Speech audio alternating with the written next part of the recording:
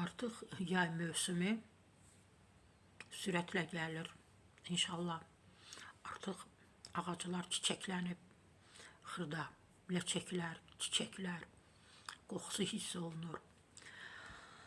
Meyvələr və marketlərdə bəzi meyvələr var ki, onlar hələ ki may ayında yetişəcək, amma hal-hazırda onlar marketdə satılır. Təbii ki, parnik şəraitində yetişdirilən meyvələrdir.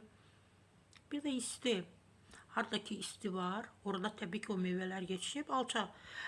Alçanla bağlı həmişə bu vaxtda alçanın qiymətlə bağlı qalmaqalı söhbətlər olur ki, alçanın qiyməti 100 manatdır, 200 manatdır, 150 manatdır. Amma indi hal-hazırda 77 manata təklif olunur alçanın 1 kiloqramı.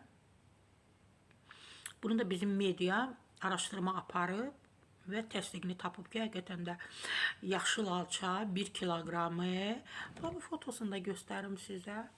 Yaşıl alça 1 kiloqramı 77 manatdır.